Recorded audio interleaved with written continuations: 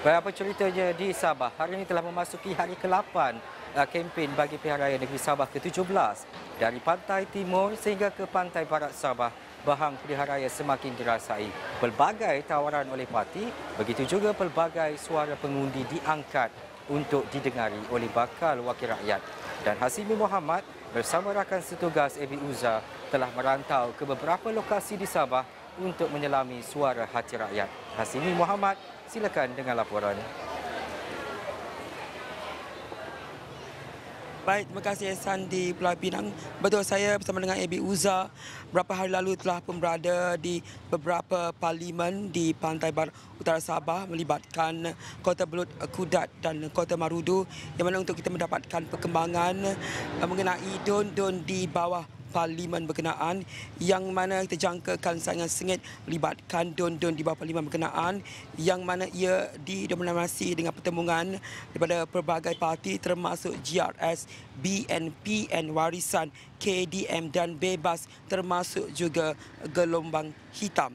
Dan sebenarnya kita berada di ketiga-tiga parlimen berkenaan termasuk di beberapa don, kita lihat isu-isu rakyat yang melingkari kawasan-kawasan berkenaan masih lagi melibatkan isu infrastruktur asas termasuk jalan raya, dan perkara itu dibangkitkan oleh pengundi-pengundi antaranya di Don Bengkoka yang terletak di bawah Parlimen Kudat dan juga Don Matunggung di bawah Kota Marudu. Ya, benar ada perubahan daripada puluhan tahun lalu mengenai jalan raya, tetapi diharapkan oleh pengundi di kawasan-kawasan berkenaan ialah untuk tambah baik infrastruktur dan akses jalan raya berkenaan. Selain itu, turut dibangkitkan adalah di beberapa kawasan khususnya termasuk di Don Matunggung ialah mengenai jaringan internet yang diharapkan supaya ia boleh diperbaiki, memastikan bahawa penduduk di kawasan berkenaan mendapat akses internet. Kita dengarkan salah seorang daripada ketua kampung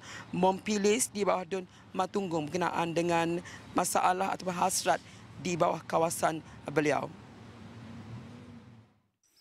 Bagi pandangan saya, itu jalan itu saya tidak terkiralah berapa lama. Sebab dari saya kecil sampai sekarang memang begitulah itu. Cuma ada perbedaan sedikit lah.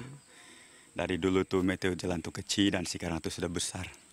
Jadi mungkin ada penambahbaikan lah dari dulu yang saya ingat dan sekarang. Jadi walaupun begitu, kami memerlukan jalan itu.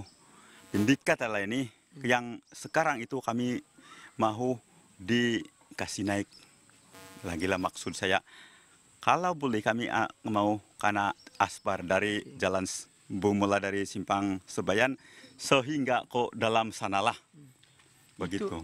Itu agak-agak sejauh berapa kilo, Tuan? Agak-agak. Apa yang saya tahu yang sedang diwar-warkan sekarang ini, saya kurang pastilah betul atau tidak, tapi 30 kilometer dari simpang sana sampai ke ujung sana lah. So, 30 kilometer itu keadaan jalannya sebegitu yang kita lihat tadi. Macam itulah itu. Belum lagi kita ikut yang simpang masuk ke kampung itu kecil dan kadang-kadang teruk daripada yang apa yang kita lihat dari simpang Sebayan sampai ke Sebayan. Kita menang sejak parlimen dulu, kita sudah berjanji untuk usahakan. Dan antara perkara yang mereka mau di kawasan ini ya, kawasan Barangkasun dan juga Garib Mempilis ini, jalan. Dan alhamdulillah bila kita bercakap di parlimen dan didengar oleh Perdana Menteri sekarang ini, mungkin kamu tidak nampak signboard yang ada. Sekarang ini Perdana Menteri telah memberikan peruntukan 343 juta untuk pembinaan upgrading jalan daripada Garib ini ke Mempilis, ke Barangkasun, Sebayan sampai ke Nangka. Jadi ini juga merupakan satu kekuatan kita. Bila mana kita berada dalam kerajaan madani, Perdana Menteri mendengar keluhan rakyat, maka apa yang kita dapat dalam masa 3 tahun, kita telah mendapat kelurusan dan sedang dalam pelaksanaan pun bermula daripada tahun ini untuk upgrading jalan.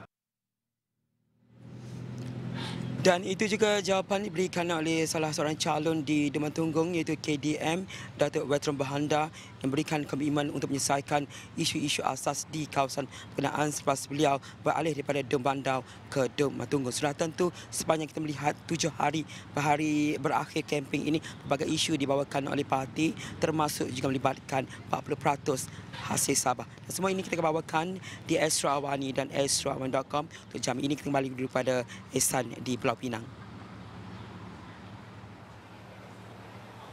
Baik, terima kasih Hazimi atas laporan itu tadi. Lagi seminggu menjelang 29 November untuk hari pengundian. Pastinya laporan lengkap dan juga laporan dan semasa ke semasa akan kami bawakan. Kita berhenti rehat seketika, kembali selepas ini.